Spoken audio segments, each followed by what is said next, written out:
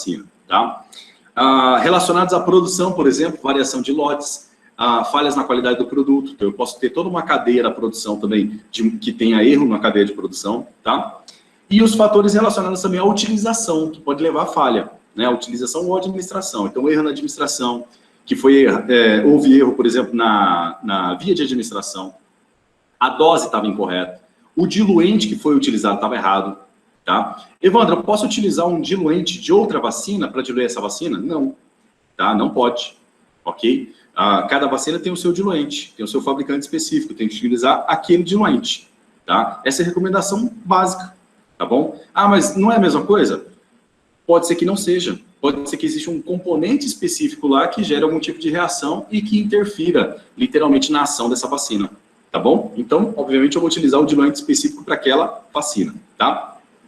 Esquemas vacinais incompletos, isso também gera uma falha na vacina, tá? Não cumprimento, por exemplo, de esquemas, e aí a gente tem aquela problemática gigante de cobertura vacinal que a gente está enfrentando esse ano de 2020, tá? Que você vem acompanhando aí já, e a gente tem uma ação aí já para a semana que vem de novo, em diversos pontos na cidade para ampliar aí essa situação, já falo mais sobre isso, tá? E você vai receber notificações disso também, que inclui também os reforços, falha de administração, falha de vacina, tá? Fatores relacionados ainda à administração ou utilização, então relacionados ao armazenamento, toda a rede de frio, desde a cadeia de produção da indústria até a sua sala de vacina, onde você atua, tá? Então, quando eu não faço o armazenamento, conservação, transporte de maneira adequada, eu tenho uma falha também na utilização ou administração. Utilizar uma vacina também com prazo de validade expirado, tá? Também é um outro fator. Fatores que estejam relacionados, tá, para a falha de vacina aos programas de imunização. Então, falhas nas recomendações de calendários, número de doses, número de reforço, escassez na quantidade de vacinas, tá? Atualmente, a gente não está enfrentando isso como a gente enfrentou, por exemplo, ano passado com a Tetra, tá? E outras vacinas também. A Tetra viral hoje a gente não tem, mas a gente tem um modelo de substituição. Eu posso utilizar a tri mais a varicela, sendo aplicadas separadas no mesmo dia, né? E, obviamente, sendo aplicada em locais separados, e eu utilizo literalmente essa estratégia para poder fazer essa vacinação, tá? Bom, e para isso a gente tem um algoritmo específico também para suspeita dessa falha vacinal. Essa falha vacinal, ela vai estar relacionada também aos fatores como, por exemplo, vou pegar uma canetinha aqui, tá? Suspeita de falha vacinal, né? Houve falha vacinal? Está relacionado com a utilização ou administração? Sim, então é um erro na administração.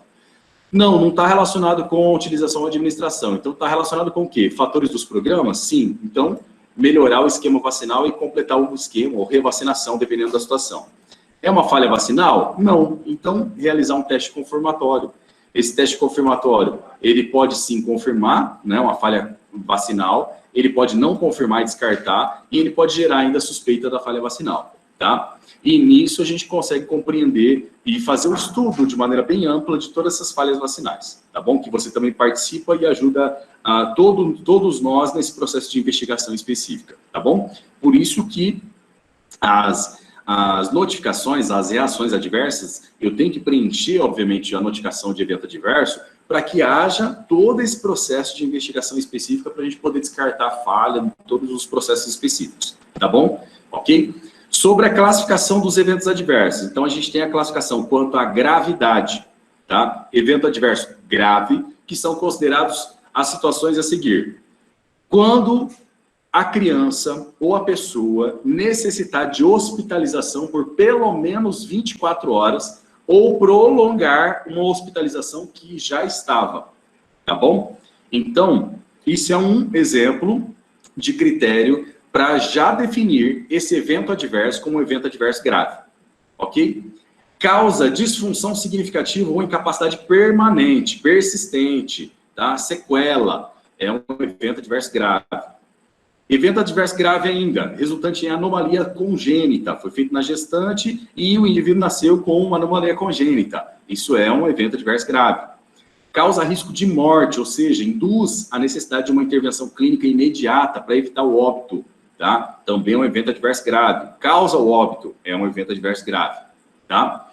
Quanto ainda à gravidade, evento adverso não grave, é qualquer outro evento que não esteja incluído nos critérios que a gente acabou de dizer que são critérios graves, Qualquer coisa que não esteja ali é um evento não grave, tá? Atenção!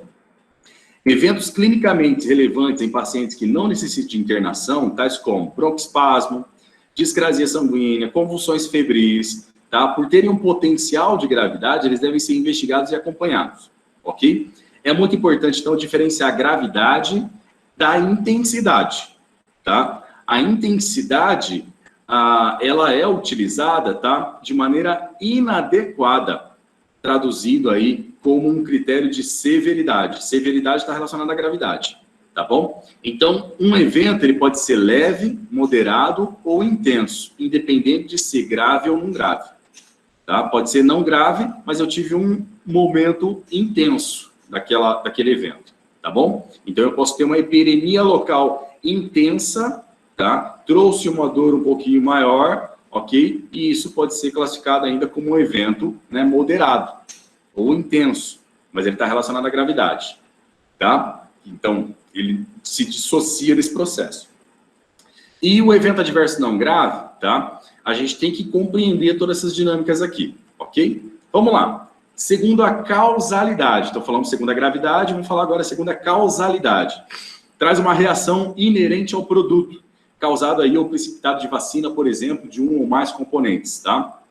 Esse produto é todo qualquer tipo de componente que tem lá na vacina. Então, uma reação inerente ao produto em si. Tem uma causa relacionada ao produto.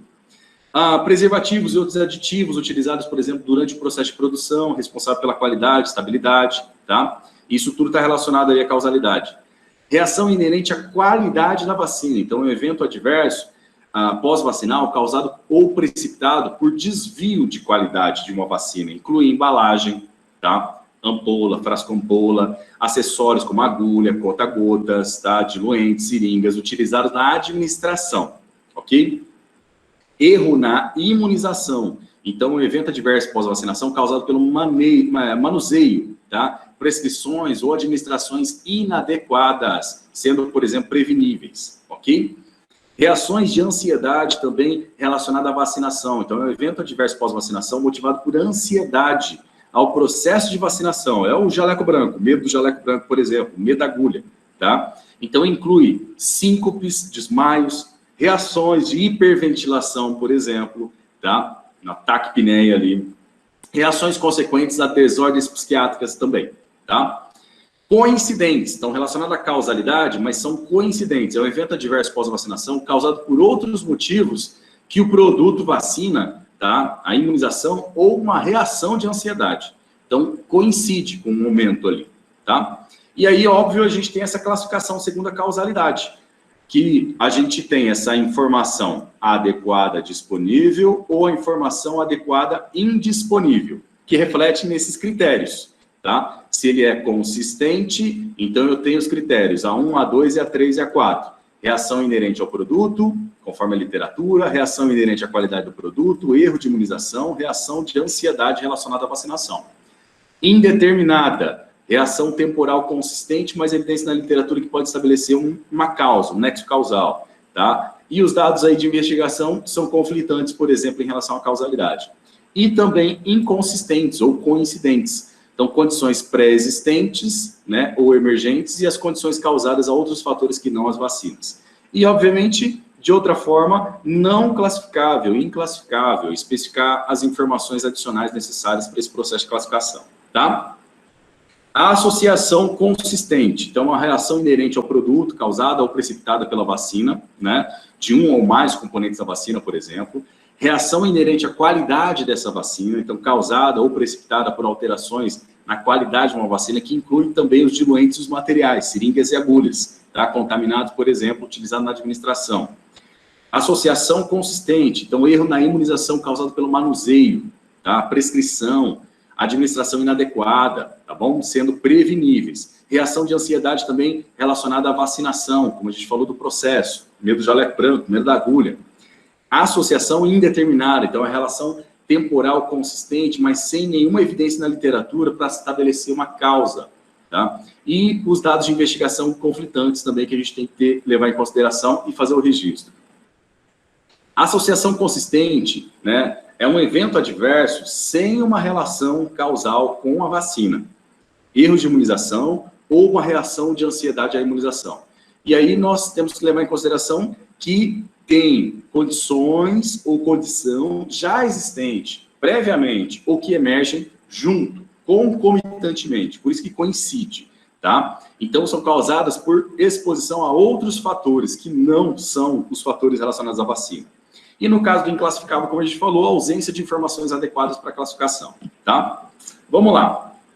Erros de imunização. Um dos maiores desafios que a gente tem é assegurar boas práticas, por isso que a gente tem que nivelar, tem que fazer o processo de trabalho igual para todo mundo, tá? Então, as práticas inadequadas, desde o produtor até a administração de vacina que você faz na sala de vacina, elas garantem o sucesso dessa credibilidade que a gente tem nos programas de imunização.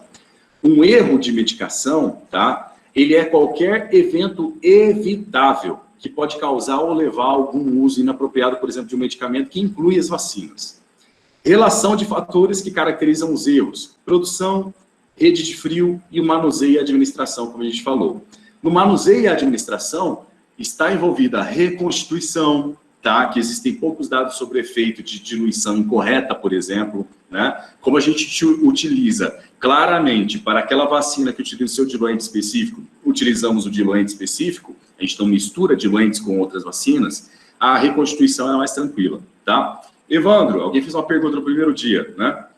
Tem alguma dica para fazer a reconstituição de algumas vacinas? Porque às vezes a mesma vacina, mesmo utilizando a vacina, a agulha 40x2 é difícil, não tem dica, tá? A reconstituição ela é daquela forma mesmo se a vacina é em forma de poliofilizado, tá bom? Então não tem o que fazer mesmo, é fazer literalmente movimentos circulares em movimento único, tá? Até diluir, ok? Beleza? Os diluentes também estão relacionados ao manuseio e administração. Então, os diluentes são fornecidos pelos produtores daquela mesma vacina, tá? E, obviamente, por isso que eu tenho que utilizar. A dose incorreta também está relacionada com esse erro de imunização. A administração, por exemplo, de dose superior à recomendada, tá? Ele pode afetar a resposta de produção de anticorpos, tá bom? E, obviamente, ele vai ser aconselhável informar os pacientes sobre a possibilidade de algum risco aumentado de reação adversa, tá? Preenchimento das seringas com aumento ou diminuição da dosagem também é importante. O tamanho da agulha para a formação, por exemplo, de abscessos frios estéreis, né, subcutâneos, em vez de intramusculares. Então, se a via de administração é intramuscular, faça intramuscular, tá? Ah, mas a pessoa é mais gordinha, ela tem uma camada ali de derme maior. Ótimo, pega uma agulha maior, tá? Para você fazer uma intramuscular, ok? Ah, ela é subcutânea. Se ela é subcutânea, por que você vai utilizar uma agulha de intramuscular? Tá? Então, faça a técnica de maneira correta, porque pode sim interferir no processo e trazer uma reação adversa, tá? Troca de vacinas, então, erros que podem acontecer por falha no acondicionamento e troca de produtos. Aqui eu quero já deixar um ponto de importância. Existem frascos de vacinas que são muito parecidos, por isso que você tem que ter muito cuidado na hora de preparar para administrar a vacina específica. Leia o rótulo do frasco. Tá? Você, como a gente já falou, você não vai deixar as vacinas aspiradas em seringa. Tá? Então, leia o rótulo do frasco antes de administrar aquela vacina naquela pessoa. Para você ter certeza que aquela vacina que você está aspirando numa seringa para administrar posteriormente é aquela vacina que foi ou solicitada pelo colega de trabalho ali, ou que você, obviamente, já fez a leitura da carteirinha e está aspirando para fazer a administração. Tá? Aqui eu já respondo uma outra dúvida também que fizeram no primeiro dia.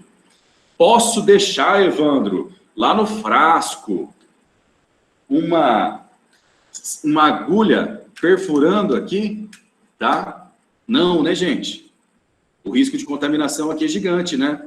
Então não pode, tá bom? Não pode. Ah, mas então o que eu posso fazer? Ou você protege ali com uma seringa, ou você tira e fica perfurando todas as vezes que você for aspirar, obviamente, ali a vacina, que é o mais prudente, né, gente? Tá? Ok? Então, não é específico da imunização isso é da nossa prática profissional, né? Tá bom?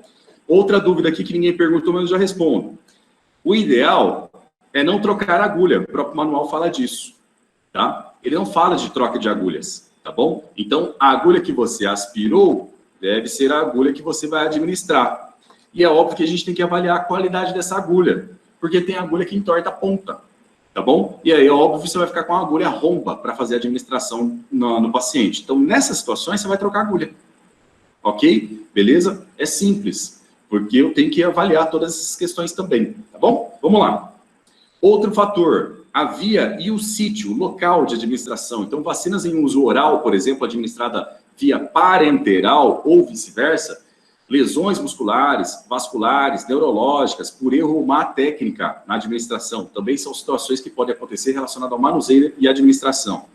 Idade fora da recomendação, tá? As vacinas administradas anteriores à idade recomendada geralmente não são prejudiciais, tá? Geralmente, porém, fatores como anticorpos maternos passivamente transferidos ou aos recém-nascidos na amamentação, tá? Eles podem interferir numa boa resposta imune. Intervalos entre as vacinas. Se eu colocar um intervalo maior que o recomendado, então uma vacina administrada com intervalo maior, ele não causa qualquer prejuízo, tá? E não há uma necessidade também de reinício de um esquema de vacinação, podendo, então, haver, tá, a interferência nessa proteção desejada. Então, ele não vai trazer um malefício, mas pode sim interferir na resposta imunológica desse indivíduo, de completar o esquema. A pessoa tomou uma dose de hepatite quando tinha 18 anos, né?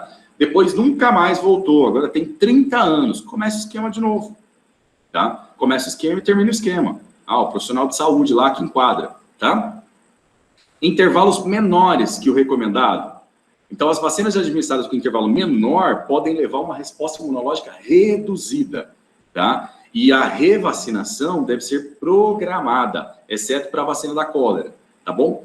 E aqui entra um detalhe, a hora que a gente mostrar o calendário aqui, você vai ver que existe o intervalo entre as doses e existe uma recomendação específica também para intervalo mínimo, que, obviamente, você vai ter situações específicas de algumas crianças, por exemplo, que você vai ter que, por conta das situações epidemiológicas e também caracterizações dessa população, você pode diminuir o intervalo para aproveitar a oportunidade de vacinação, tá? Outra situação, intervalo menor que o recomendado, então, vacinas inativadas, tá? Do mesmo tipo, geralmente devem ser administradas após um intervalo de 4 semanas.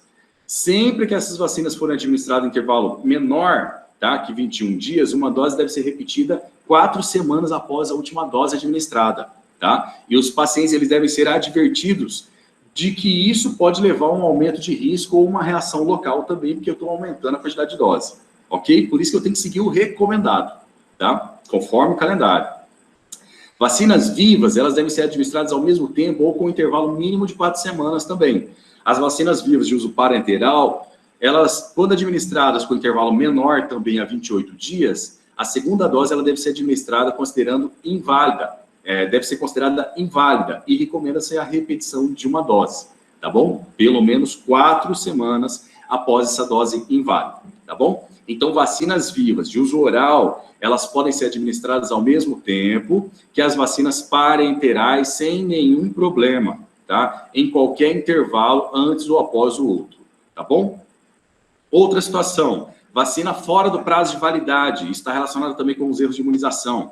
Todas as vacinas têm prazo determinado de validade, tá? Se ela vai vencer dia 30 de novembro, você pode fazer até dia 29 de novembro sem problema nenhum, tá? É improvável ainda que a vacina deixe de vigorar no dia do vencimento, tá? Então, a data sempre feita pelo fabricante, ela é uma data antes realmente da validade daquele produto em si, mas eu vou seguir a data que está no rótulo, tá? Pode ser que o próprio fabricante lance uma nota, o Ministério da Saúde lance uma nota, prorrogando para determinados lotes específicos o prazo de validade de alguma vacina. Se ele fizer isso, nós vamos comunicar a cada um de vocês dentro da sala de vacina para garantir, obviamente, a qualidade do processo, tá?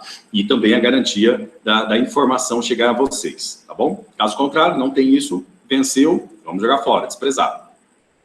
Vacinas fora do prazo de validade, tá? Existe a possibilidade de degradação da vacina ao longo do tempo e, consequentemente, diminuição também do fator de proteção, tá? Então, quando a vacina é administrada fora do seu prazo de validade, a revacinação ela deve ser considerada seguindo as recomendações contidas no cronograma de revacinação, tá bom? Então, as práticas inadequadas de vacinação, elas podem resultar em danos para o produtor do imunobiológico, para a instituição que está comprando, que é o Ministério da Saúde, por exemplo, para você, na ponta, que está manipulando, você profissional, bem como também o usuário, tá? Então, os erros de imunização, eles são preveníveis, todos eles são preveníveis. Por isso, a gente faz treinamento, orientação, por isso a gente faz acompanhamento, por isso tem um distrito que acompanha vocês nas salas de vacinas também, tá? Mais diretamente. O suprimento também adequado de equipamentos e insumos para vacinação e também a supervisão dos serviços, tá? Recomendações para revacinação para pessoas vacinadas com doses inadequadas, que entra naquele critério que a gente já falou, tá? No caso da BCG, por exemplo, não vou falar de todas as vacinas aqui, mas vou citar algumas delas, tá? Sobre a BCG, qualquer pessoa vacinada, então, né? Grupos, recomendação.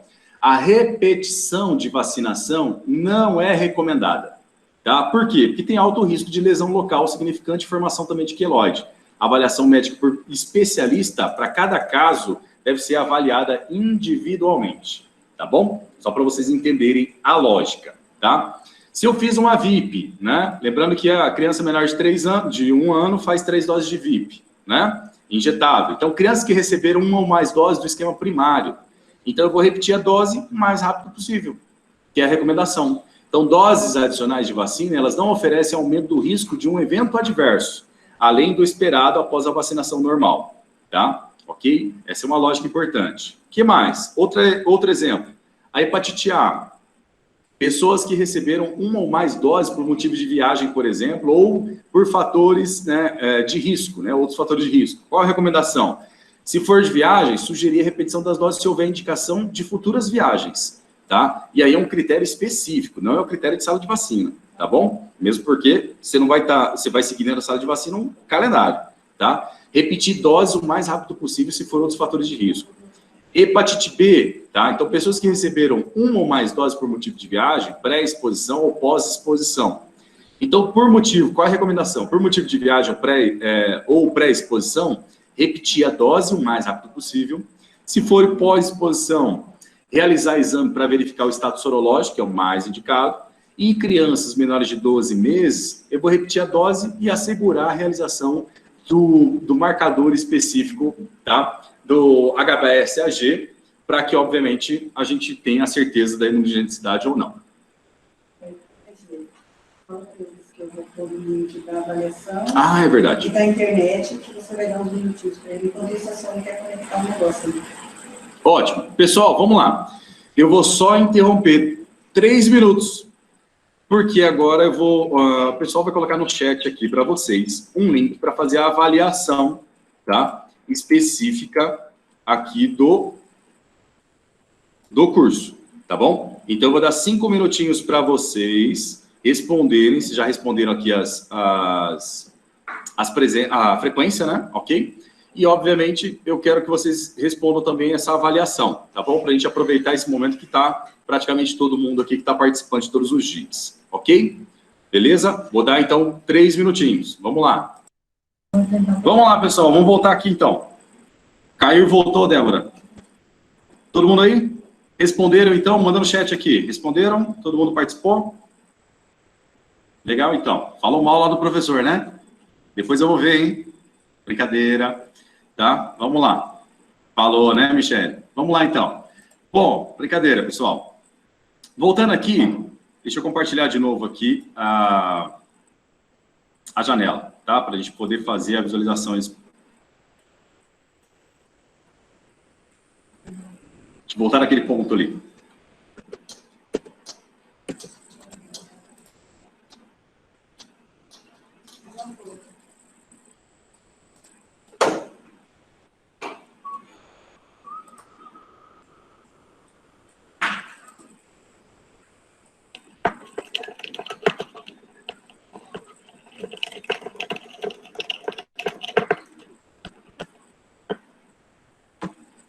Pronto, voltamos aqui. Vamos lá.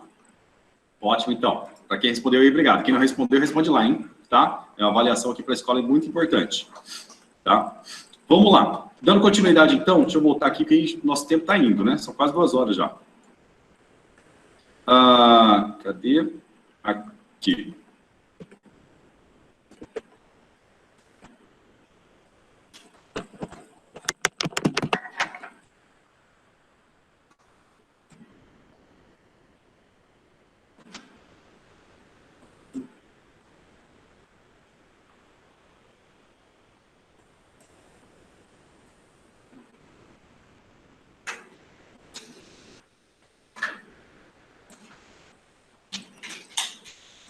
Pronto, vamos lá então.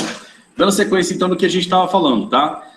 Nessa lógica então, relacionada aos eventos adversos, a gente tem então essa recomendação para revacinação em algumas situações específicas, tá? Quando as pessoas foram vacinadas então com doses inadequadas, tá? No caso, por exemplo, da hepatite B, como falamos também, as pneumo 10 e 13, a pneumo 23, que vai enquadrar específica dentro desses critérios que a gente está pontuando aqui, tá bom? Uma informação importante aqui é o seguinte, que a gente tem que pontuar, tá? Deixa eu desligar agora.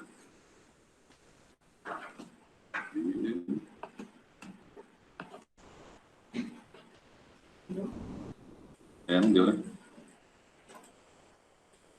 Uma informação que a gente tem que pontuar aqui é a respeito da febre amarela, por exemplo, atenuada, tá? Então, pessoas vacinadas em áreas de recomendação de vacinação, tá? E viajantes, a recomendação sempre vai ser de sugerir repetir a dose com intervalo mínimo de 4 semanas, tá? Essa é a lógica da última dose administrada, tá bom?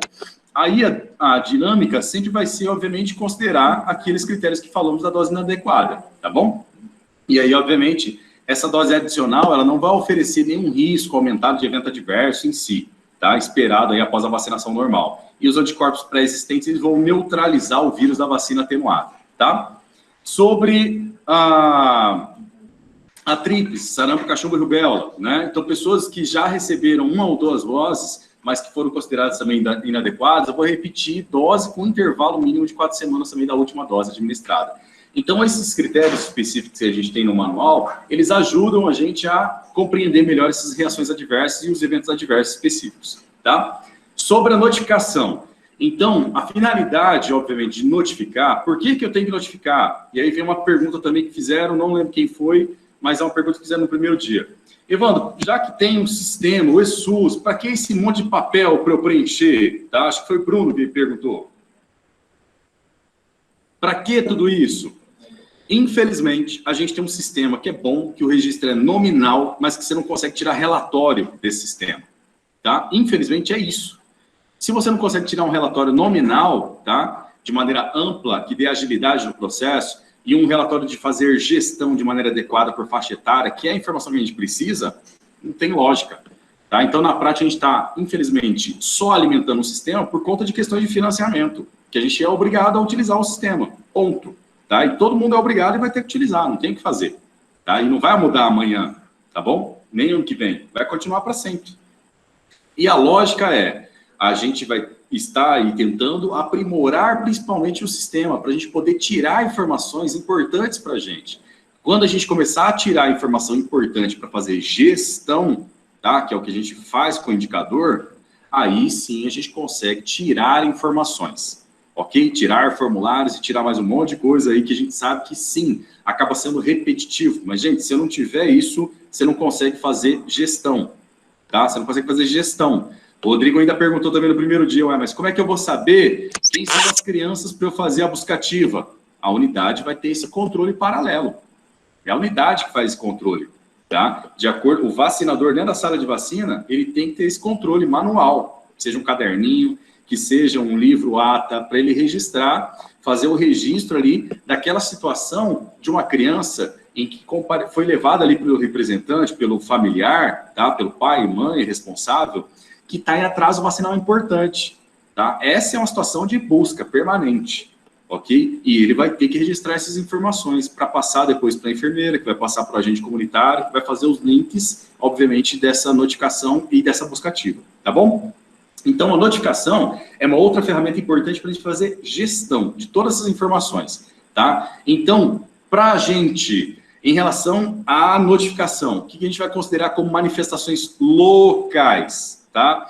Manifestações locais. São consideradas, então, reações no local ou próximo ao local de aplicação. E elas podem ocorrer após a aplicação de qualquer vacina, tá? E isso é importante você saber, porque você tem que orientar o usuário, tá bom? Essas reações, elas são consequência da introdução da agulha e do conteúdo vacinal no músculo, tá? O que pode acontecer? Hiperestesia, que pode produzir, né, ser produzida pela irritação dos terminais nervosos locais, O eritema, que deve ser a vascularização, então tem vasodilatação reativa, vai favorecer a absorção depois, tá? O prurido, as pápulas, tá? Cariformes que vão se formar depois, que são consequências também da liberação de histamina, o processo imunológico acontecendo, tá? Serotonina e outras substâncias vasoativas. O infartamento ganglionar, que é a íngua, como o dito popular aí fala, tá? Então ele revela a atividade das células relacionadas ao nosso processo imunológico, tá? Os macrófagos também para eliminar literalmente os restos de vacina. Os abscessos, eles ocorrem quando há uma contaminação no local. Então, se aconteceu o abscesso, gente, contaminou o procedimento, tá? Contaminou a agulha, contaminou o sítio, contaminou a vacina. Então, contaminou. É isso. Não tem outro, tá? Não tem outra justificativa, ok? Então, é importante que ele está relacionado à técnica, tá? Se eu tive um evento adverso com uma reação de abscesso, está relacionado à técnica, não lavou a mão, tá? Não lavou a mão, contaminou a técnica, ok? Fique claro isso. Vamos lá. Não existe uma definição comum, padronizada para uma reação local. E isso facilitaria também a gente comparar as informações, né? E ter uma uniformidade também na gestão e no sistema de vigilância, tá? Então, estabelecer critério para essas reações locais após a imunização é muito importante para que a gente tenha uma coleta e uma análise de dados importante, tá? Então, uma reação local é um termo muito genérico, ok? Mas necessita de critérios mais específicos também. Para quê? Para a gente atuar com uma ferramenta de detecção de presença ou não de uma reação. Uma vez, então, presente, vai servir também como um guia importante de definição de uma reação local específica ou não, tá? E atua também como uma ferramenta de coleta e comunicação de dados. Por isso que a ficha de notificação é importante para ser preenchida, tá? O abscesso no sítio de administração é uma coleção de material localizada também em tecido mole, né? E isso, obviamente, ocorre no sítio de administração da vacina. Desenvolve um abscesso, tá? Que pode ser infeccioso, de etiologia infecciosa, ou pode ser um abscesso estéril, ok? O abscesso de etiologia infecciosa, ele tem a presença de sinais localizados de inflamação, que inclui eritema, dor, tá? O toque, calor, tá? Ou toque no local de uma injeção, tá bom? Temporariamente relacionado à terapêutica antimicrobiana em si. E o abscesso de etiologia também infecciosa, ele tem uma drenagem espontânea ou uma necessidade de uma drenagem cirúrgica, tá? Quando indicada, tá bom? Desse material purulento que foi produzido. O diagnóstico de certeza vai ser feito com uma confirmação laboratorial, para literalmente saber se houve infecção ali por conta de contaminação mesmo específica. Pode ser acompanhado também de febre ou também de linfadenopatia regional, tá? Já o abscesso estéreo tem ausência de critérios, né? Ou discretos sinais de inflamação local, como eritema, dor leve, calor ao toque, ou no local da aplicação, ou nenhuma resolução ou melhora relacionada temporariamente a essa terapêutica antimicrobiana. Começou com antibiótico e não teve resolução nenhuma, tá? Eles são secundários à irritação local da aplicação da vacina. A drenagem pode ser espontânea ou cirúrgica também, na mesma lógica. O diagnóstico de certeza também é feito pela coleta de material e feito antes do início da terapêutica antimicrobiana, tá? Geralmente ele não é acompanhado de febre e linfadenopatia regional, que são as diferenças ali específicas. Não constituem abscesso de sítio de administração. Vesícula, opústula, superficial de pele, tá? Tem muita gente que confunde as reações, por exemplo, da BCG como um sítio como um abscesso importante. Pode ser não, é a reação específica da BCG.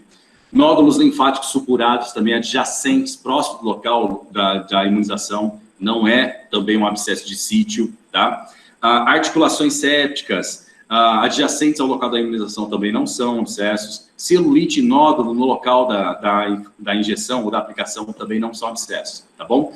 E a celulite no sítio é definida como uma condição de inflamação aguda das estruturas cutâneas, que inclui tecido adiposo, inclui esse tecido adiposo que é subjacente à pele, tá? Aguda, traz uma dor aguda, é um processo infeccioso e ele é um processo expansivo, ele vai desenvolvendo e, obviamente, ele vai se expandindo, tá? Então, a celulite ela é acompanhada por enduração do local, tá? E não por um edema. Ele tem uma enduração, não tem um inchaço, tá? Não é um edema importante. Então, o diagnóstico ele é feito pela presença de pelo menos 3 dos seguintes sinais e sintomas. Reação, tá? no sítio do local da aplicação, dor localizada ou hiperestesia, eritema, enduração, calor, confirmação laboratorial, tá? Então, o diagnóstico da celulite ele é descartado quando houver resolução rápida, espontânea, flutuação. Então, não foi, obviamente, uma celulite, tá? Enduração próxima no sítio tem presença de espessamento, endurecimento, firmeza nos tecidos moles, tá? No tecido subcutâneo, no tecido gorduroso, tá duro, tá? Ele tá rígido. No sítio da administração, ou ainda tá na ausência de sinais de supuração, como vermelhidão, calor e dor. É uma manifestação local, geralmente bem demarcada também, tá? Com limites palpáveis, específicos, tá bom? A enduração ela pode ser melhor percebida deslizando o dedo, correndo o dedo sobre o local, tá? E assim você consegue sentir a enduração. O diagnóstico de enduração, ele necessita ser diferenciado do abscesso, do nódulo, da celulite, do edema, apesar de estar distintamente, né, ter uma distinção aí que pode ser muito difícil, tá bom? Então a enduração ela pode ser isolada, concomitante ou fazer parte dos demais processos, tá? Então, o edema próximo do sítio, ele caracteriza pela presença do aumento visível do segmento.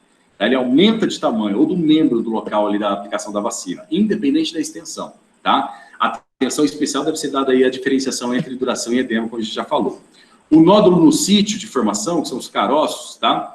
Eles são causados pelo espessamento epidérmico, infiltração inflamatória dérmica, do tecido subcutâneo ou também nos depósitos das situações ou substâncias no sítio da administração. Eles são firmes, tá? Eles podem ter aumento de sensibilidade, dor ou prurido. Esses nódulos, os sais de alumínio presentes em algumas vacinas, eles estão relacionados a esses nódulos no sítio da administração, especialmente, tá? Quando a vacina ela é administrada por via subcutânea.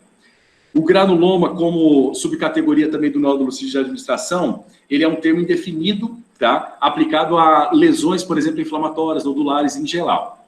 A reação ao fenômeno de Arthurs é uma vasculite, né? Com depósito local de imunocomplexos e também a ativação de complemento do processo de reação imunológica, que ocorre em pessoas com altos títulos de anticorpos circulantes contra aqueles antígenos vacinais. Essa reação de Arthurs, ela caracteriza-se clinicamente pela presença de dor, edema, hemorragia, eventualmente necrose, no local da aplicação da vacina. E os sintomas eles surgem de 4 a 12 horas após a administração da vacina ou do soro, tá bom? Enquanto as reações anafiláticas, elas surgem logo depois, poucos minutos depois, tá? Então, nesse caso do fenômeno de Arthurs, ou a reação de Arthurs, recomenda-se que a pessoa, ela apresente essa reação de Arthurs, após a dose anterior das vacinas contendo toxoide tetânico, elas não recebam vacinas contendo o toxoide apenas 10 anos depois, tá? Então, dá um intervalo de 10 anos nesse sentido, ok? O que mais? Dor no sítio da administração, também como manifestação local. É o evento adverso mais comum, mais notificado, e ele resulta da estimulação dos neurônios ali por conta da vacina que está sendo injetada no músculo, tá? De todas as reações locais, a dor é provavelmente o desafio maior em relação à aplicação da vacina. E não tem como tirar a dor, você está aplicando um líquido, expandindo um local, né, específico dentro da musculatura, isso naturalmente vai ter dor, tá? Então a dor é uma presença específica pessoal, tem pessoas que vão sentir menos dor, tem pessoas que vão sentir mais dor, tá? A anafilaxia, ela é desenvolvida de segundos a minutos após a exposição em até 72 horas. Quando está relacionado à vacina, tá? O choro persistente também é outra manifestação sistêmica. Ele vai ser normal quando ocorrer de meio minuto a 2 minutos de duração em média, tá? Ele é persistente, ele é incomum, ele é agudo, ele é incontrolável, tá? Ele é inconsolável, ele é ininterrupto, tá? Ele não é episódico, de 3 em 3, por 3 horas ou mais, tá? Dentro de 48 horas após a vacinação. Convulsão, outra manifestação sistêmica. Logo após a imunização também de crianças, a maioria é desencadeada pela febre induzida. Então, o indivíduo desenvolve a convulsão por conta da febre induzida pela vacina, e não pela vacina. Não foi a vacina que gerou a convulsão. A vacina gerou febre, e a febre alta gerou, obviamente, a convulsão, tá? Então, convulsões febris atípicas, as recorrentes, generalizadas com duração superior a 15 minutos e as crises focais são as mais comuns, tá? O que mais de manifestação sistêmica? Encefalite, mielite, encefalomielite aguda. A encefalite é a inflamação, então, do parênquima cerebral. A mielite é a inflamação do parênquima da medula espinhal. além de uma síndrome de inflamação cerebral ou da medula espinhal, tá? A encefalopatia, que é a doença do encéfalo, episódio hipotônico e hiporresponsivo, como falamos anteriormente. A febre também são outros sintomas de manifestações sistêmicas para o registro do evento adverso pós-vacinação. É considerado também como a temperatura axilar acima de 37,5. A invaginação intestinal, que é a tríade clássica, dor abdominal e cólica, febres em geleia geleia de framboesa, né? Ou a hematoquésia e massa abdominal palpável, que tem essa tríade que eu vou ter, obviamente, a relação com a invaginação intestinal. A meningite asséptica, polioral, vacina, combinada com a sarampo, cachumba-rubéola, varicela, febre amarela, vacinas, varíola, tá? Pode desenvolver essa meningite asséptica. Narcolepsia, então, as questões relacionadas ao distúrbio neurológico do sono, primariamente caracterizado aí pela presença de sonolência diurna e catalepsia. Neurite óptica, tá? Inflamação do nervo óptico, induzido aí pela vacina da tríplice viral e influenza. Paralisia facial, então a paralisia dos músculos de inervação do nervo facial, que é o 7º nervo craniano, tá? Parte de nervo cranianos, induzida pela vacina da influenza ou tríplice viral.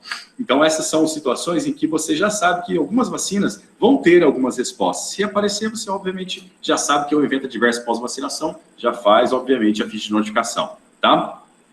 O que mais? Síncope vasovagal é uma reação transitória, benigna, com recuperação espontânea, tá? Que não deixa sequela, ok? Vamos lá. Síndrome dolorosa complexa regional também é outro tipo de manifestação sistêmica.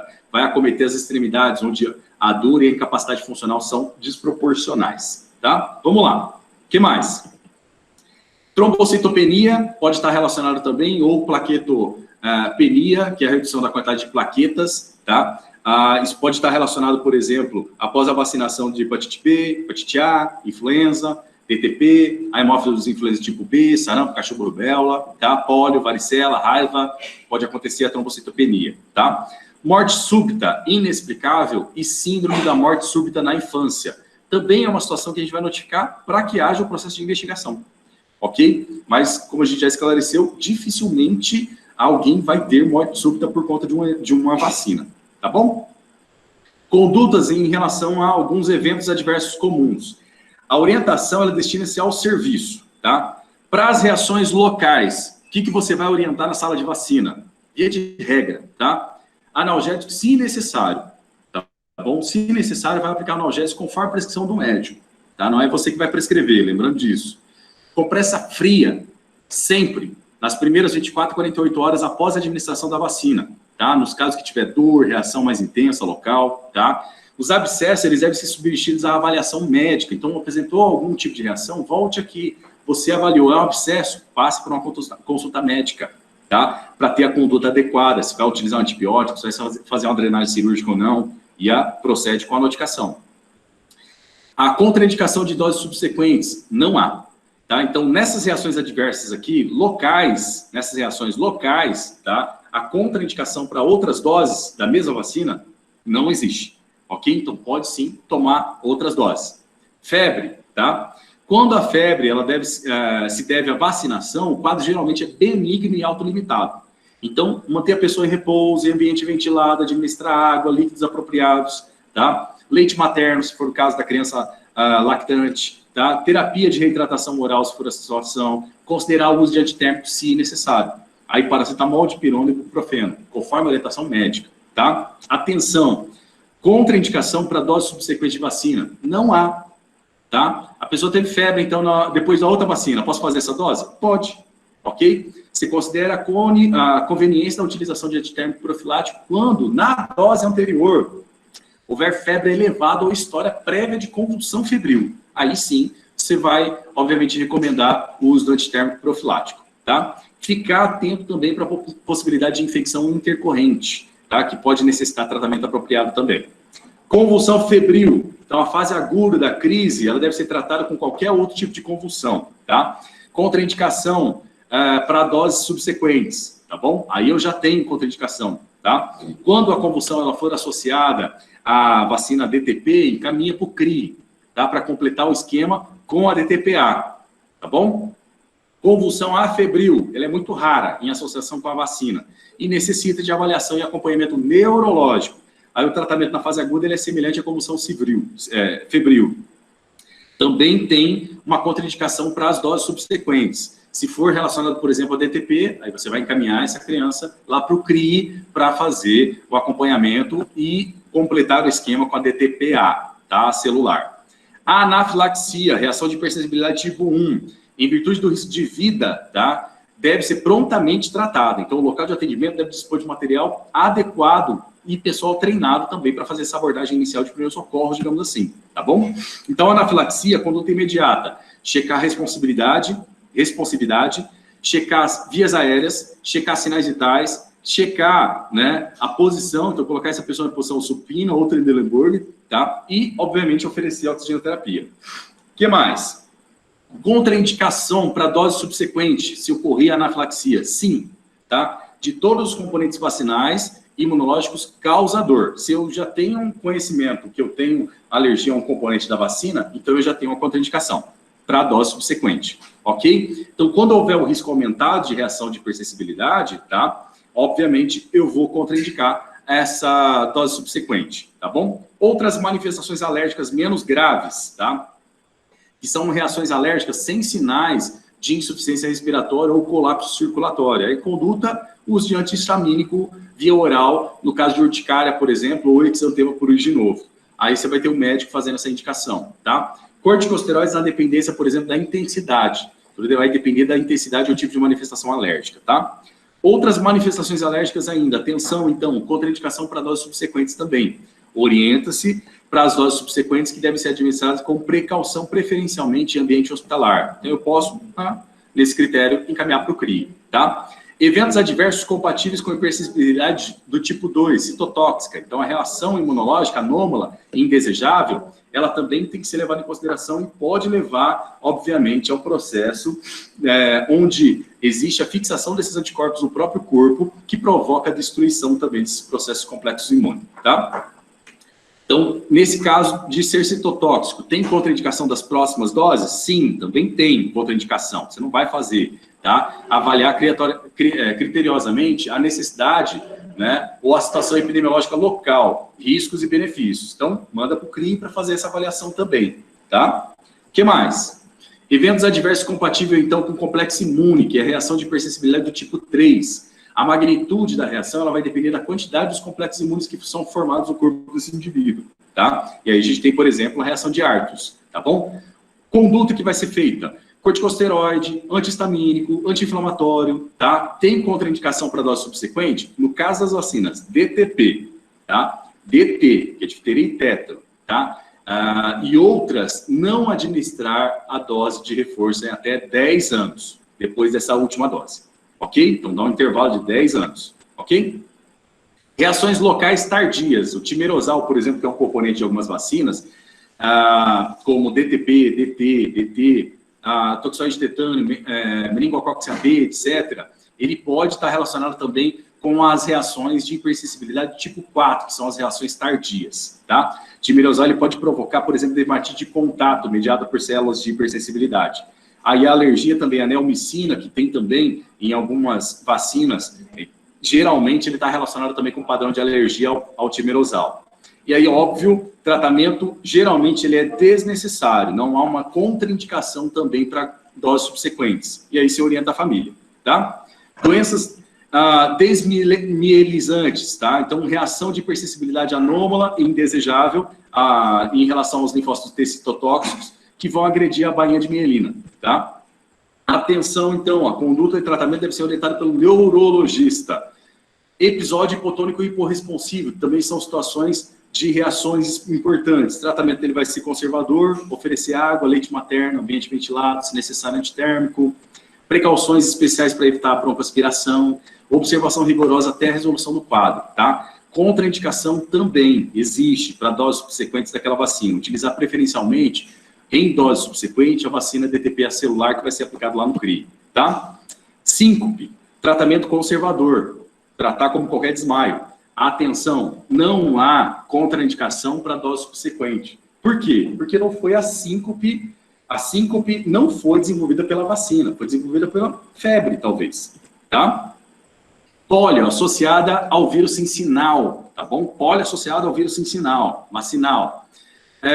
Providenciar a coleta de pelo menos uma amostra de fezes para isolamento viral, mais precocemente possível, né, nos primeiros dias do início do déficit motor.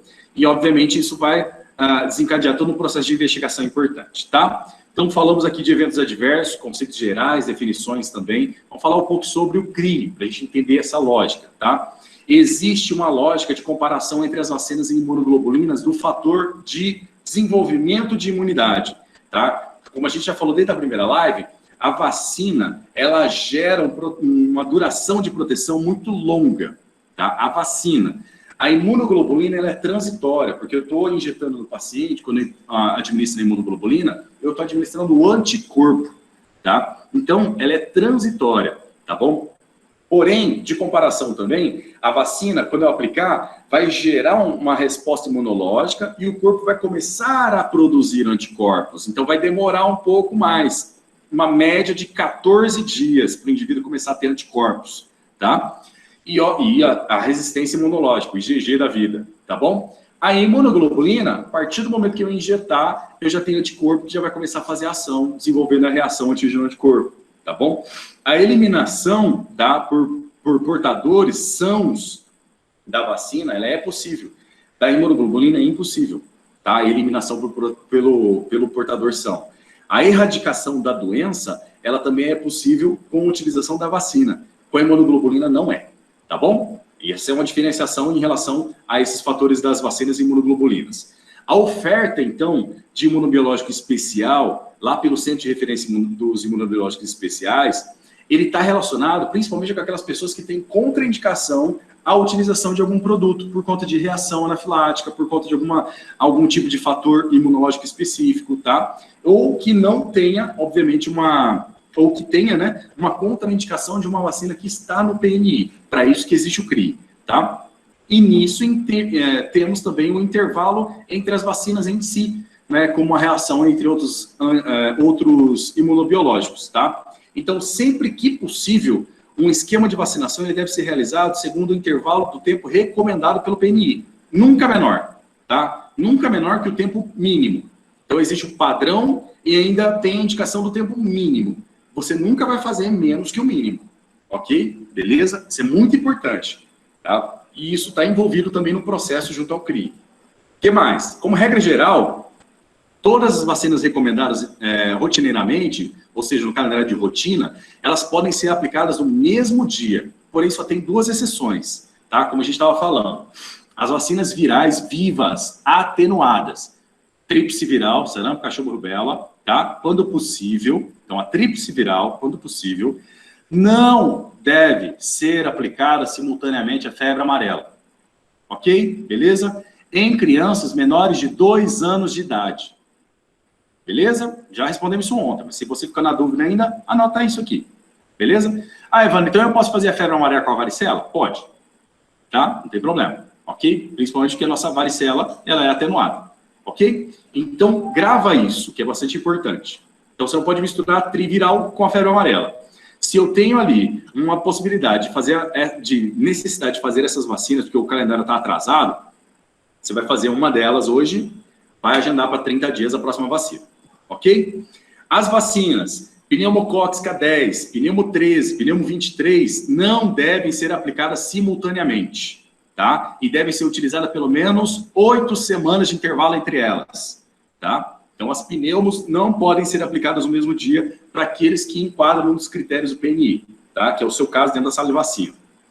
O intervalo mínimo entre as vacinas virais atenuadas parenterais, então tríplice viral, varicela, por exemplo, caso não sejam aplicadas simultaneamente, eles devem ser de 30 dias, tá? No caso da vacina de febre amarela, excepcionalmente, então, na exceção da exceção, o intervalo mínimo pode ser de 15 dias, tá? No caso da febre amarela. E é importante levar em consideração também o intervalo de tempo entre a aplicação dos 2 imunobiológicos, quando há necessidade também de utilizá-los, tá? E aí a gente tem essa tabela importante aqui para a gente seguir literalmente a regra do uso simultâneo ou sequencial de 2 ou mais vacinas imunobiológicas, tá? Então, a primeira aplicação, vou levar em consideração o tipo de vacina, e a segunda aplicação, o tipo também específico com um intervalo de 30 dias, tá? Se a vacina é inativada, eu posso aplicar outra vacina inativada com qualquer intervalo, tá? Com qualquer intervalo, se a vacina for de vírus ou viral inativada. Se eu apliquei hoje uma vacina viral inativada, eu posso aplicar também uma atenuada com qualquer intervalo, tá? Agora, eu não posso aplicar aqui uma viral atenuada parenteral e outra viral atenuada parenteral, tá? Aplicação simultânea ou aguardar 30 dias entre elas, ok? Então, tudo vai depender daquela situação. E a aplicação simultânea, ela não vai ser feita se a criança for menor de 2 anos. A partir daí você pode, ok? Beleza? Vamos lá. Evandro, aí a pessoa foi lá e vacinou hoje, pode voltar amanhã para aplicar outra? Não, né? Se eu tenho que dar um intervalo de 30 dias, aí vai ser 30 dias, levando em consideração mínimo 15 dias, como a gente falou, tá? Então, no caso da administração de imunoglobulina após a vacina atenuada, antes do período recomendado, a vacina ela deve ser reaplicada depois de transcorrido o período estimado para inibição imune induzida pela imunoglobulina. E aí a gente tem aqui, ó, a imunoglobulina, tá? Antitetânica, aguardar 3 meses de intervalo. Anti-hepatite B, 3 meses de intervalo. Se eu administrei a antirrábica, tá? Imunoglobulina, 4 meses de intervalo. Se eu administrei antivaricela zoster, 5 meses de intervalo para fazer a vacina, tá? Ok? Então, considerações especiais, gerais, relacionadas a esse processo. Doenças leves não contraindicam imunização ativa. Não contraindicam vacina. No caso de febre, tá? Axilar, então, da temperatura axilar maior ou superior a 37,8, a vacina ela deve ser adiada. Só isso, tá? Melhorou do quadro febril? Volta aqui para a gente fazer a vacina. Pessoas com a história de reação anafilática, então sistêmica, após a ingestão de ovo, tá? Que tenha urticária generalizada, que tenha tido hipotensão, ou tenha tido obstrução das vias aéreas superiores ou inferiores comprovada. Essas devem ser vacinadas com precauções, tá? Em unidade capacitada para atendimento de emergência. Aí você manda para o CRS, tá? Manda para o CRS porque lá tem uma unidade, uma sala de vacina também para fazer essa vacinação. Ok? Beleza? A vacina de febre amarela, ela contém a proteína do ovo. Vários estudos demonstram boa tolerância da vacina influenza em indivíduos alérgicos a ovo, tá? Então, crianças com alergia a ovo, elas podem sim receber a vacina sem nenhuma precaução adicional, além das recomendações para as quais a gente já vem falando sobre as vacinas, ok? Beleza? Então, não tem nenhuma recomendação. Você não precisa falar para a mãe, dá uma semana de ovo para ela, tá? Não precisa. Por quê? Se essa criança já está comendo comida, ela já comeu macarrão, já comeu bolacha, já comeu pão, tudo isso tem ovo. Tá? Se ela tem alergia a ovo, ela já vai ter reação alérgica a esses componentes, tá bom? Então, em caso de alergia grave conhecida a outros componentes da vacina, como antibiótico, a gelatina, o estabilizante, por exemplo, das vacinas, como varicela, tríplice viral e tetra, né? Deve-se fazer a triagem médica antes de administrar a vacina. E não é indicado o uso cutâneo para avaliação, tá? Você não vai fazer teste com a vacina na pele para depois fazer a aplicação. Não existe isso com vacinas, tá bom? Não existe isso com vacinas. Reação alérgica do tipo tardio, então que ocorram de 48 a 96 horas a vacinação não representam também risco de vida e não contraindicam o uso de vacinas. Produto que contém mercúrio, timerosal, raramente provocam reação de hipersensibilidade, geralmente do tipo local e tardia. A vacinação não é contraindicada também nessas situações. Crianças prematuras ou baixo peso podem ter seu esquema vacinal modificado, conforme recomendado pela parte específica do manual dos eventos adversos pós-vacinação. Pacientes com síndromes hemorrágicas, tá? Eles devem receber também vacinas após o uso dos fatores de coagulação indicado, caso a caso, tá? Nesse caso aqui da prematuridade, lembra do peso, que é a regra geral, tá? Acima de 2 quilos, aí você pode seguir com as regras. Lembrando da idade cronológica, como já falamos, tá? Eventos adversos após doses anteriores de imunobiológico devem ser examinados caso a caso, por isso que é importante preencher a notificação. E aí eu vou ter, obviamente, a indicação de contraindicação da dose subsequente ou não, modificação do esquema vacinal ou não, uso de antibiótico, de imunobiológico substituto, menos reatogênico ou não, tá? Dose de reforço após o início da imunossupressão medicamentosa precisam ser discutidos de forma individualizada, tá? Eficácia e riscos das vacinas imunoglobulinas também. Nós temos uma lógica da eficácia, tá? A VIP, que é a vacina da polio inativada, ela tem uma imunidade sérica a partir de 2 doses de 95%. 3 doses de aplicação de VIP geram de 99% a 100% de eficácia em imunocompetentes, tá? Só para você ter ideia da importância de seguir o calendário com as doses adequadas, tá? A hepatite B, 3 doses, né, ou mais, elas geram 90%. Mais de 3 doses em 95% de imunogenicidade, de resposta imunológica sérica em lactentes, por exemplo, tá bom? Por isso vem a lógica dos 2, 4, 6 meses com a penta, tá? Imunoglobulina, a mesma lógica, tá? A vacina da hepatite A é a mesma lógica. Uma dose, ela representa 94% de imunidade sérica em crianças maiores de 2 anos. 2 doses, 100% de eficácia, tá? O que mais? A vacina da influenza inativada, a eficácia vai ser contra cepas específicas daquela vacina. Conforme a idade, vai ser de 70% a 90% em menores de 65 anos. A pneumo 23, 80% de eficácia em adultos jovens, tá bom? Por isso que é importante a gente entender isso, porque a vacina é eficaz, tá? Elas trazem eficácia, muito importante, ok? A meningo C, que é a meningocócica C, a vacina ela é altamente imunogênica após 6 semanas de vida. Então, eu tenho que seguir essa lógica do calendário importante, tá? HPV também, ela tem uma boa imunogenicidade entre os 9 e menos 15 anos de idade, com um esquema reduzido de 2 doses, ok? Quem são, então, pessoas elegíveis ao CRI, tá? Qual vai ser o critério da pessoa que vai ser elegível ao CRI? Grupo de pessoas que apresentam condições que justifiquem, tá? Essas lógicas. Então, pessoas imunocompetentes, comunicantes susceptíveis de pacientes com doenças transmissíveis, então, comunicante do paciente que tem hepatite B, comunicante do paciente que tem varicela, tá? Pessoas que convivem com doentes imunodeprimidos, profissionais de saúde que estão expostos a riscos, então, vacinas de hepatite B recombinante, influenza inativada, são as vacinas que eles vão utilizar, tá? Lá no CRI, conforme a avaliação.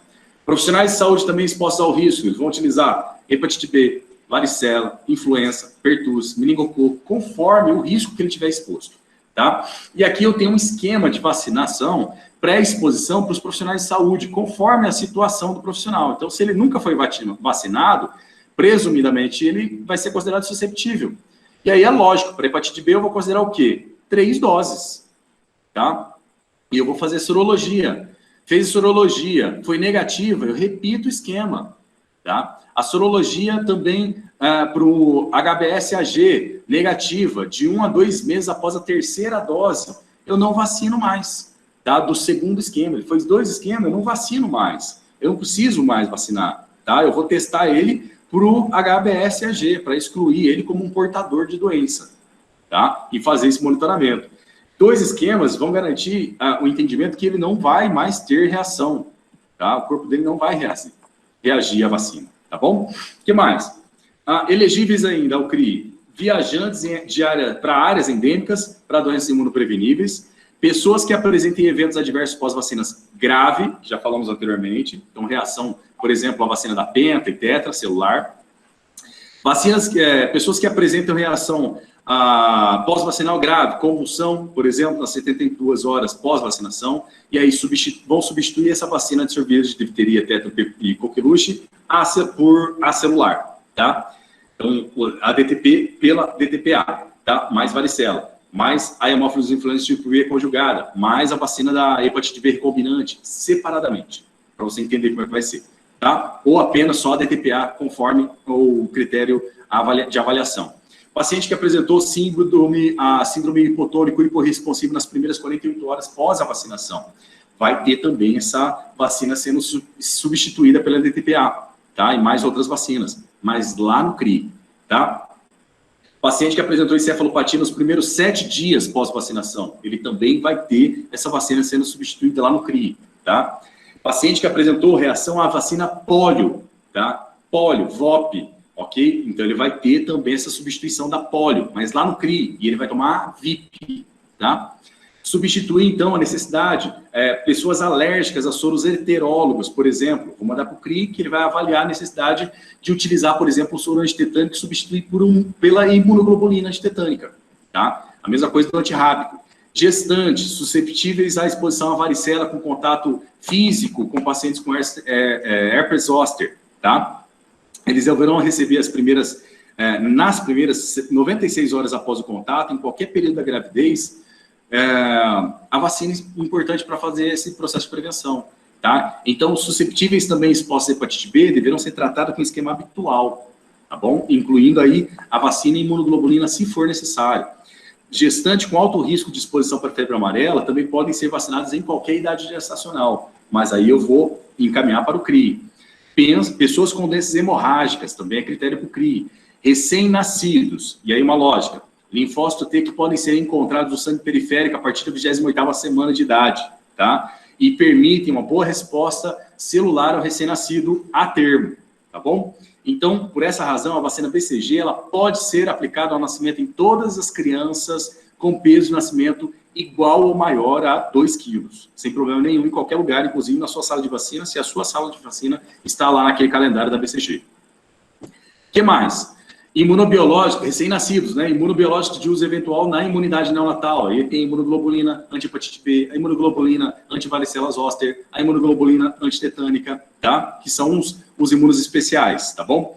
A mesma lógica para a imunização do lactente, permanente de forma internada na unidade neonatal. A lógica é a mesma, tá? Ele vai seguir a idade cronológica, segundo o calendário nacional de imunização, tá? E constitui uma exceção, por exemplo, à vacina rotavírus para ele. O que mais? A imunização do latente permanente também internada, a vacina DTP, tá? Tétano e pertussis celular, mais a vacina hemófilos, influenza tipo B, mais hepatite B, mais a VIP, ou seja, vão ser feitas a substituição da penta por vacinas separadas e vão ser utilizadas preferencialmente para essas crianças que tiverem, obviamente, esse tipo de situação na internação.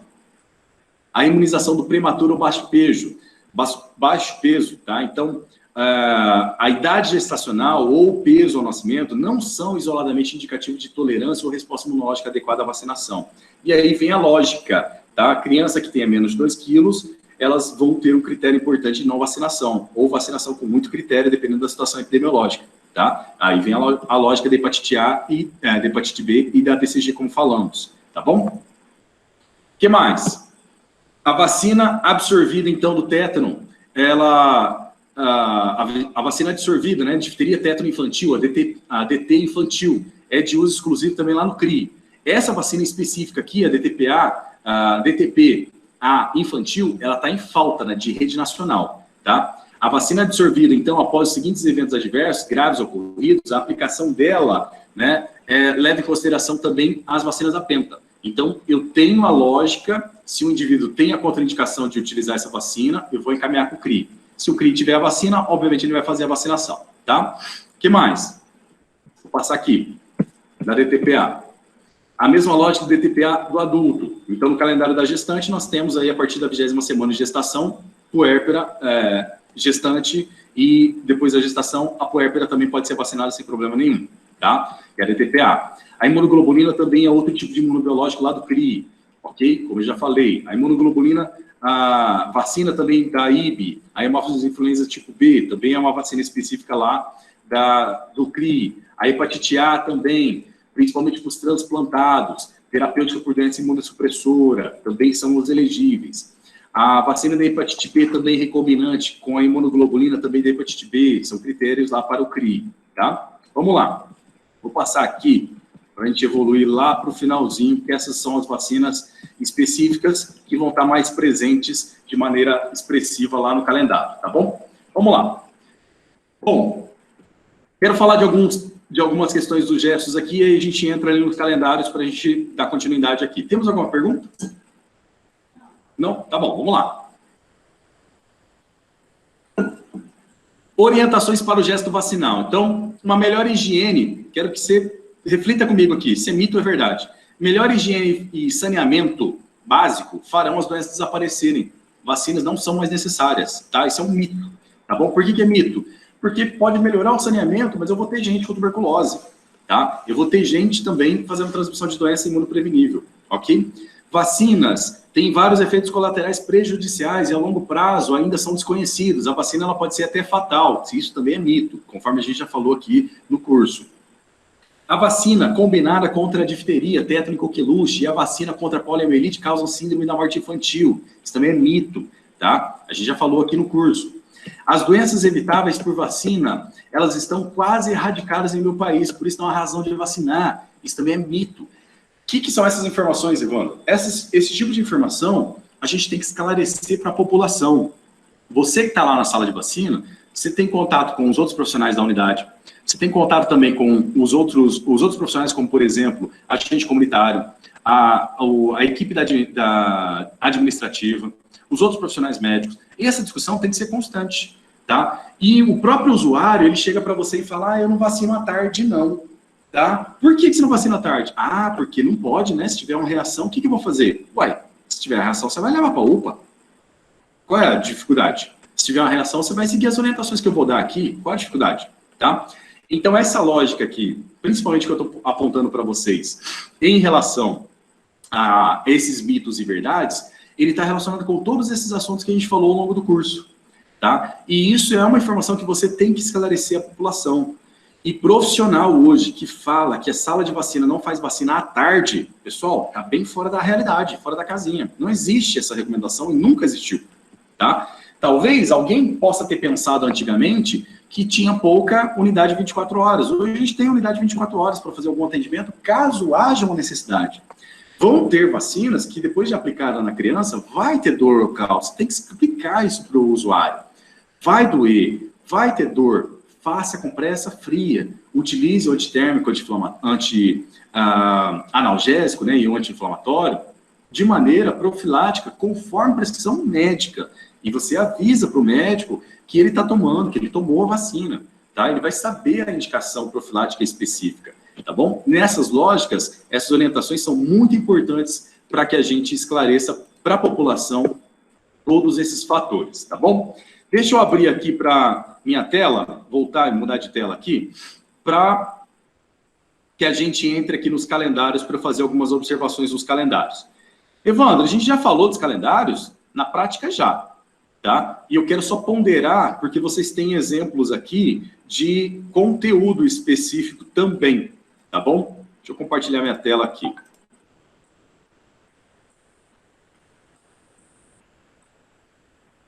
Pronto. Pronto, está aparecendo aí para vocês agora, tá? Minha tela aqui. Beleza. Deixa eu entrar aqui na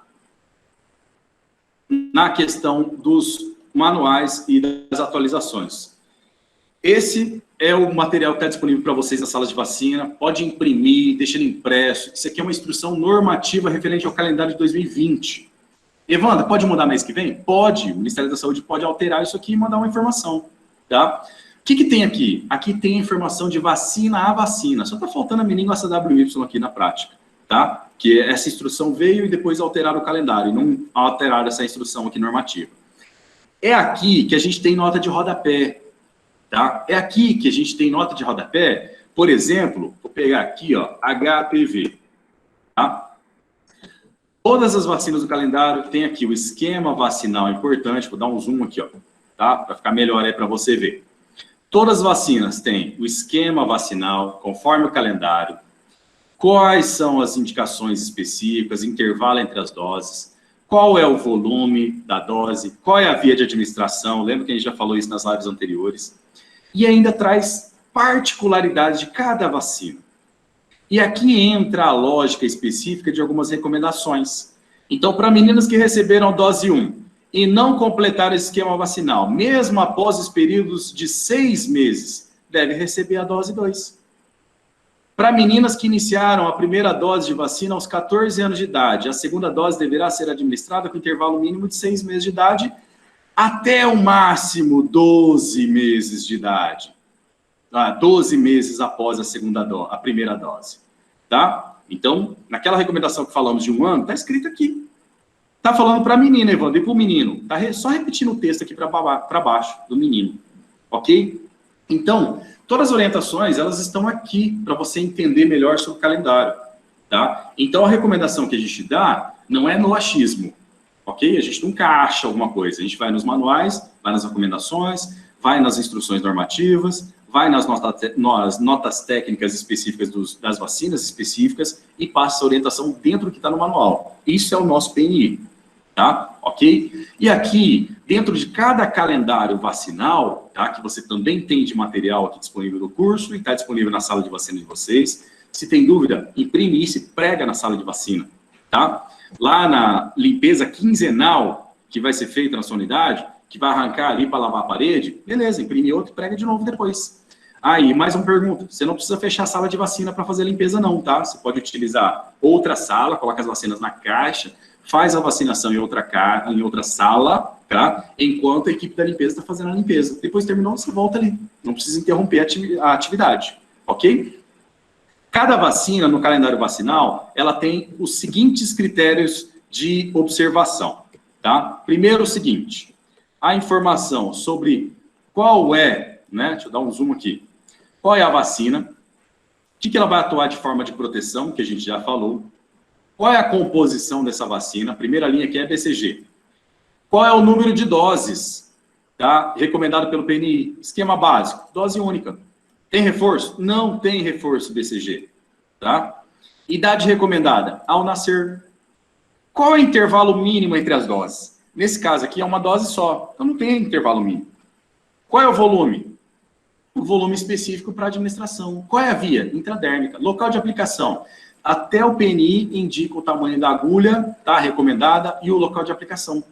Então, cada vacina tem aqui a sua recomendação, tá? Vou pegar aqui a penta, tá? O que é a vacina penta? É a DTP, difteria, tétano, coqueluche, mais a hemófilos influenza tipo B, mais a hepatite B, certo? Beleza. Ela tem esses componentes, como a gente já falou ontem. É feita em 3 doses e tem 2 reforços, só que o reforço vai ser feito com a vacina DTP, tá? Tríplice bacteriana. A primeira dose da penta é feita aos 2 meses. A segunda dose da penta, aos 4 meses de idade. A terceira dose da penta é feita aos 6 meses de idade dessa criança. Qual que é o intervalo entre as doses, então? 2, 4, 6 meses. Então, 2, 3, são um intervalo de 60 dias entre as doses. Dependendo da situação, você pode restringir para, no mínimo, 30 dias entre essas doses. Tudo vai depender das situações. Aquela situação epidemiológica. É uma criança que está com atraso vacinal importante, tá? E aí você vai, obviamente, potencializar essa diminuição no calendário, tá? Entre as doses, para oferecer um fator de proteção maior para essa criança. Essa é a lógica do tempo mínimo de intervalo, tá bom? Então, para todas as vacinas, o calendário da criança estão aqui disponíveis, essa lógica da interpretação. Todas as vacinas do calendário da gestante também estão aqui na mesma lógica de interpretação, tá? A gente já falou ponto a ponto, eu não vou aprofundar mais aqui, porque a gente já falou sobre isso, tá? No calendário do adolescente, entra aqui também a questão da HPV, por exemplo, tá? Da HPV.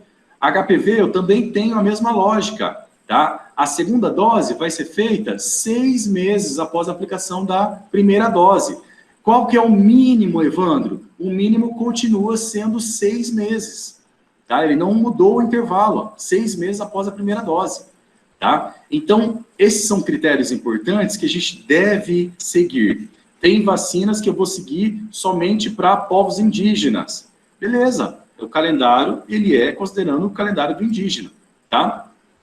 Esse outro calendário vacinal informativo, que está nesse modelo, e está até no encarte, que a gente fez uma divulgação para todo mundo, ele facilita a leitura e até mesmo a interpretação da carteirinha de vacina da criança. Porque aqui eu tenho a idade. Então, eu sei a idade dessa criança. Ela tem 2 meses de idade, né? Beleza, não completou 3 ainda, então está na faixa de 2 meses. Então, aqui nos 2 meses, o que ela tem que tomar? Tá? Fica fácil de fazer leitura. Ela tem que receber rotavírus atenuada, pólio inativada, que é a primeira dose, tem que tomar a primeira dose da penta e ela vai ter que tomar a pneumo 10 conjugada aos 2 meses de idade. Nossa, Evandro, ela vai tomar tudo isso de vacina? Vai. Tá? Vai. 1, 2, 3, 4 vacinas em regiões anatômicas diferentes. Lembrando que a rotavírus aqui é oral, né? Tá? Então, eu posso fazer essas vacinas no mesmo dia? Deve, tá? Você deve fazer, ok? E aí vem aquela lógica que a gente estava falando da vacina da febre amarela. A febre amarela, ela é dose única aos 9 meses de idade, beleza? Ótimo. Porém, eu tenho aqui a febre amarela junto com outras vacinas, olha a DTP, a tríplice bacteriana, por exemplo, aqui, para uma criança que tem 4 anos de idade. Se ela tem 4 anos de idade, eu posso fazer a DTP, a varicela, a polio oral e o reforço, né, da polio oral, que é o segundo reforço, e, obviamente, a febre amarela no mesmo dia, em regiões anatômicas diferentes, sem problema nenhum, tá? Então, eu quero que você entenda aqui a lógica importante, que a gente pode, sim, seguir, reduzir um pouco o tempo, sem problema nenhum. Você, dentro da sala de vacina, você conhece a população adstrita daquela unidade. Se ela é moradora ali próximo da unidade, é melhor ainda porque você consegue acompanhar. A gente tem alguma população também que flutua, mora na Moreninha e vai lá no 26 de agosto fazer vacina. Não vacina na Moreninha. Não dá para entender por quê. A unidade está ali do lado. Ah, ela trabalha. Não, ela sai da casa dela só para vacinar. Depois vai embora para casa de novo, para a Moreninha. Tá? Tem pacientes que são assim. Beleza, ela gosta de ir naquela unidade. Paciência. Tá? Mas é óbvio que o controle de busca ativa não vai ser feito pelo 26 de agosto. Até essa lógica da busca ativa é meio complexa de seguir, tá bom? Então, só para a gente compreender que existe uma dinâmica muito dificultosa em relação à busca ativa, tá? Ok? Então, essas são as ponderações específicas que a gente tem que fazer em relação ao calendário vacinal, tá? Vamos lá, vou voltar aqui para ler algumas perguntas, ou alguém fez uma pergunta aqui no chat, tá? A Maria aqui, ó, Pedreiro. Evandro, posso adiantar um dia? Exemplo, dia 18, a mãe veio, dia 17, ela tem que viajar, tá? Se tiver naquele critério mínimo, tá? Lembra que você tem um intervalo mínimo entre as doses de algumas vacinas, é só olhar o calendário, tá? Se atende aquele critério mínimo, se está dentro do parâmetro do critério mínimo, tranquilo, não tem problema nenhum, você pode, tá? Ah, mas e se não tiver, Evandro, dentro do critério mínimo? Se não tiver, você já aprendeu aqui, que se você fizer essa dose com intervalo menos que o mínimo, você pode interferir na reação, tá? Na reação imunológica que essa vacina irá dar de proteção para essa criança, tá bom? Essa é a lógica, beleza? Então, a gente sempre tem que orientar a população e explicar para ela que não é você que não quer vacinar. Deixa claro isso, tá? Ó, Evandro, não sou eu que não quero vacinar o seu filho. É porque se eu fizer, o seu filho não vai ter o fator de proteção adequado para aquela doença que a gente está fazendo a vacina. Então, o ideal é a gente fazer com esse intervalo aqui, ó, que eu vou até anotar a lápis na sua carteirinha fazendo o aprazamento. Ok? Então, essas informações são muito importantes que a gente siga, tá? Ok? Isso mesmo. Tá bom? Lá na Penta, o tempo de intervalo, 60 dias. E aí você pode reduzir para 30, tá? Conforme ali o PNI, mas segue como regra 60, beleza? Segue como regra 60 conforme o calendário. Na dúvida, gente, é só pegar o calendário e ler, tá? Imprime o calendário. Imprime esse anexo 5 aqui. Coloca ele no mural lá da sala de vacina. Tá com dúvida? Lê ele ali, tá? Manda uma mensaginha lá para a colega do distrito, fala com a sua enfermeira na unidade, tá?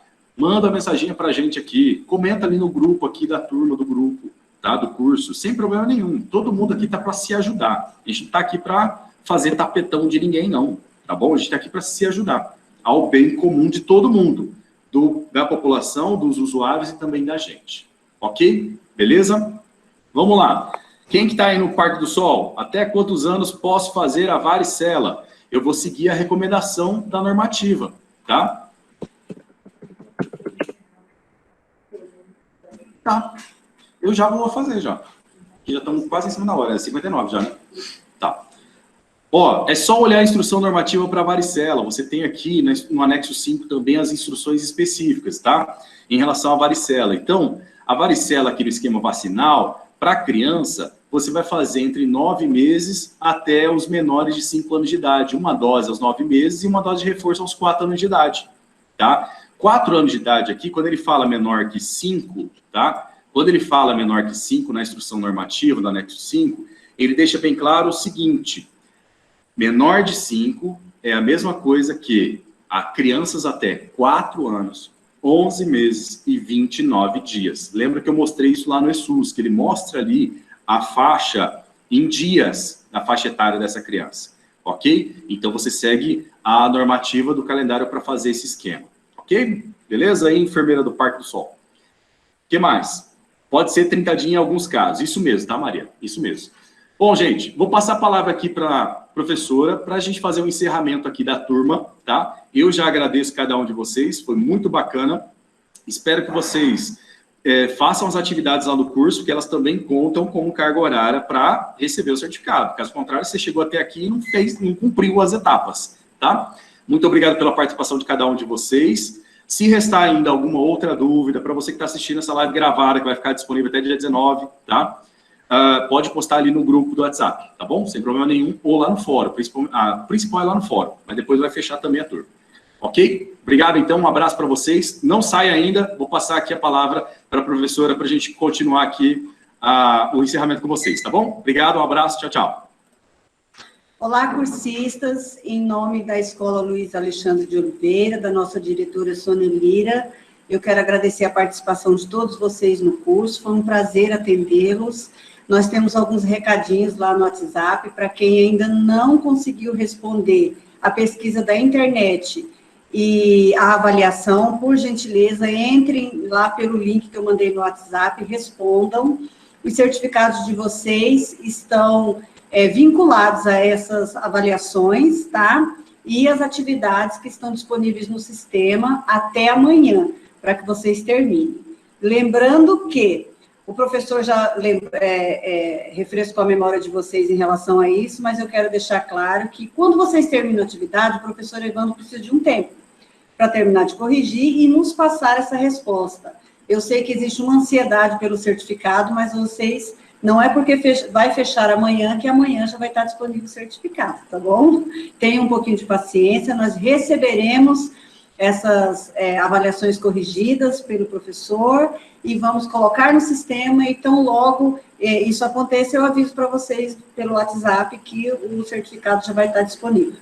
Tudo bem? Qualquer coisa que vocês precisarem, nós estaremos à disposição de vocês pelos telefones da ECOF. Foi um prazer tê-los aqui. Bom término de curso.